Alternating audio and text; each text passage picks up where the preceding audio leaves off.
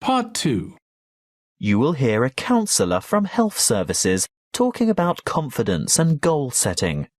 First, you have some time to look at questions 11 to 16.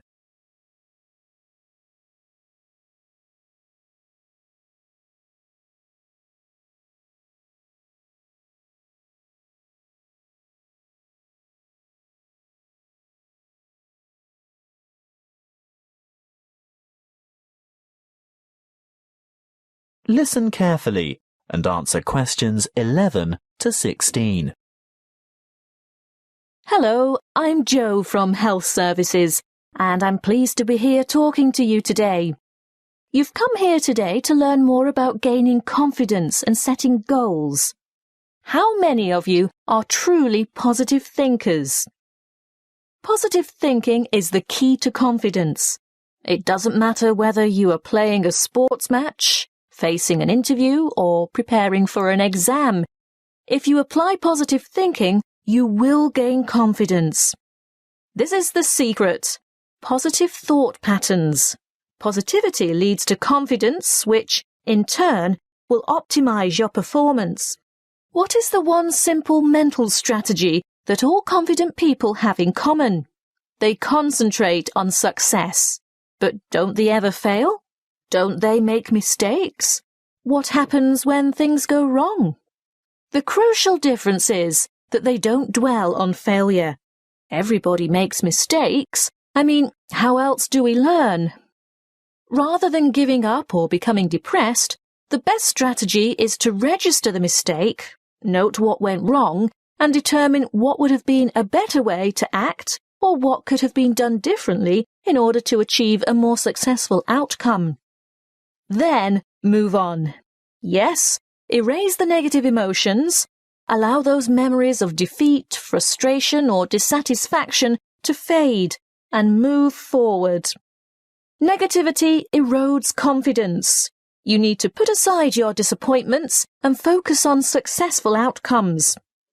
Oh, it's not that easy, I can hear you saying. Well, no, it's not easy to forget failure, but no one ever fails completely, so congratulate yourself on the areas where you did do well. Mentally replay the best bits, even if they're only a small part. Now, there are 2 more things you need to do. Firstly, rehearsal. Yes, you heard me. Rehearsal. Surely only actors in a play need to rehearse their parts? No, the truth is, we all need to rehearse. This is a surefire way to build confidence. Before the match, presentation, the exam, or whatever, imagine yourself performing successfully in that particular situation. And here's the second tip. Look confident. That will always give you an extra physiological advantage. So you can see that mind and body work together on this. You have to think and act positively. Let's talk a bit more about how to look confident. If you have to overcome a challenge, get rid of that anxious expression and rigid posture, those downcast eyes and nervous gestures. Even if you don't feel very self-assured, you can still give the appearance of confidence. Stand tall, hold your head up, make full eye contact, and keep an open expression. Replace the frown with a smile if you can manage it. And those hunched shoulders? Relax those shoulder muscles.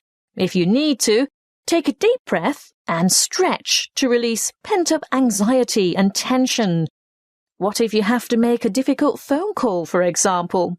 Nobody can actually see you, so does it matter what you look like? Yes, it does.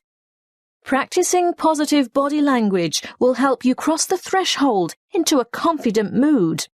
Before we move on to talk about goal setting, it may surprise you to know that once you have set a goal in life, the brain responds with a burst of activity, which we experience as, that's right, happiness. And what happens when the goal is achieved? Yes, there is another burst of activity and another feeling of happiness. Before you hear the rest of the talk, you have some time to look at questions 17 to 20.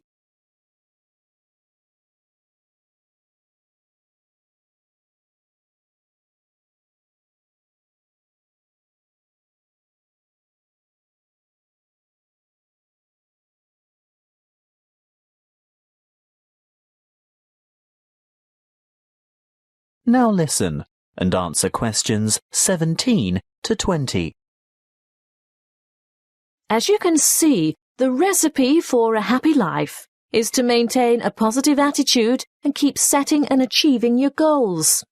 So, whatever your goal, whatever it is that you're aiming for, a new job, losing weight, giving up smoking, graduation, you need an appropriate, and by appropriate I mean achievable goal.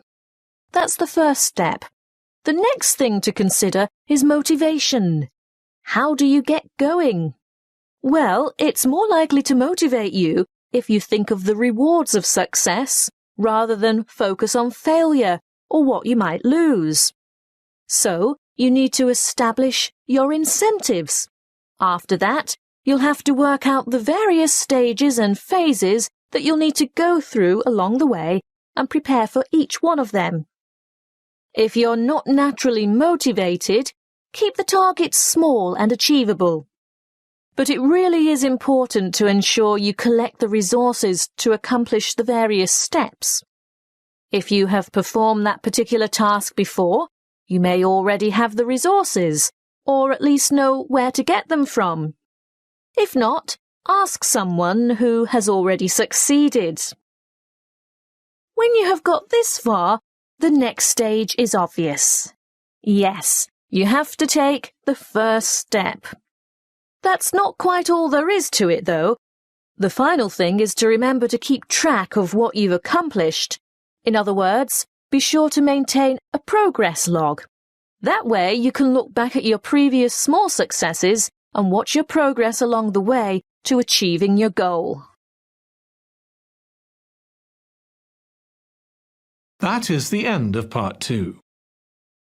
You now have 30 seconds to check your answers to part 2.